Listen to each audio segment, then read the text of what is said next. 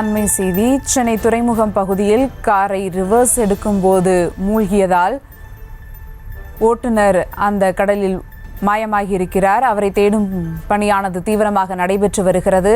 இதனால் ஓட்டுநரின் உறவினர்கள் போராட்டத்தில் ஈடுபட்டிருக்கின்றனர். கூடுதல் விவரங்களோடு இணைகிறார் செய்தியாளர் முரளி. வணக்கம் முரளி, இந்த போராட்டம் குறித்தான முழு விவரங்கள்.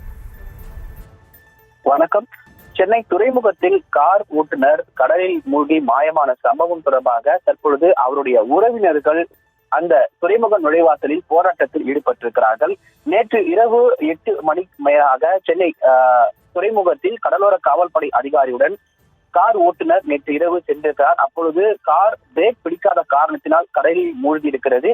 இந்த விவகாரம் தொடர்பாக உடனடியாக கடலோர காவல்படை அதிகாரி மற்றும் உயிர் தப்பிய நிலையில் ஓட்டுநர் தற்பொழுது மாயமாகி இருக்கிறார். சென்னை கொடுங்கியூர் பகுதியை சேர்ந்தவர் கார் ஓட்டுநர் முகமது ஷாகி.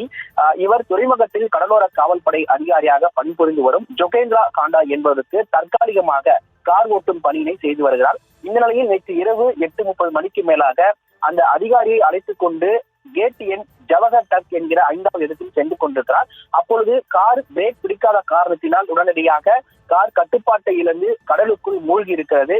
இந்த சம்பவத்தின் தொடர்பாக உடனடியாக அந்த பணியில் இருக்கக்கூடிய சக ஊழியர்கள் மற்றும் காவல்துறை அதிகாரிகள் காரை மீட்கும் பணியில் நேற்று இரவு முழுவதுமாக முயற்சி செய்திருக்கிறார்கள். ஆனால் அந்த அதிகாரி மட்டும் கார் கண்ணாடியை உடைத்துக் கொண்டு மேலே வந்து விட்டதாகவும் அவரை மீட்டு மற்ற சக ஊழியர்கள் சென்ட் தாமஸ் மவுண்டில் இருக்கக்கூடிய மருத்துவமனையில் சேர்த்திருக்கிறார்கள் சிகிச்சைக்காக. இந்த நிலையில் நேற்று இரவு முழுவதுமாக கார் ஓட்டுநர் மட்டும் மாயமாக இருக்கிறார். ஆனால் 85 அடிக்கு மேலாக சென்ற அந்த டவேரா கார் தீயணைப்புத்துறை அதிகாரிகளும் அதே போன்று கடலோர காவல்படை அதிகாரிகள் மற்றும் ஸ்கூபா படை வீரர்கள் ஆகியோர் அந்த காரை மட்டும் பத்திரமாக மீட்டிருக்கிறார்கள். நேற்று இரவு முழுவதுமாக அவரை தேடும் பணியானது தொடர்ச்சியாக நடைபெற்று வருகிறது. இந்த நிலையில் கார் ஓட்டுநருடைய முகமது ஷாகிக்குடைய உறவினர்கள் இன்னும் அவரை கண்டுபிடித்து தராத காரணத்தினால் அந்த துறைமுகத்தில் இருக்கக்கூடிய நுழைவாசலில் அவர்கள் போராட்டத்தில் ஈடுபட்டிருக்கிறார்கள். அவர்களை தற்பொழுது கடலோர காவல்படை அதிகாரிகள் சமாதானம் செய்து தற்பொழுது உள்ளே அழைத்து சென்றிருக்கிறார்கள். குறிப்பாக 2 மணி நேரத்திற்குள் அவரை கண்டுபிடித்து தருவதாக உத்தரவாதமும் கொடுத்திருக்கிறார்கள். இந்த நிலையில் தற்பொழுது தொடர்ச்சியாக அவரை தேடும் பணியானது நடைபெற்று வருகிறது.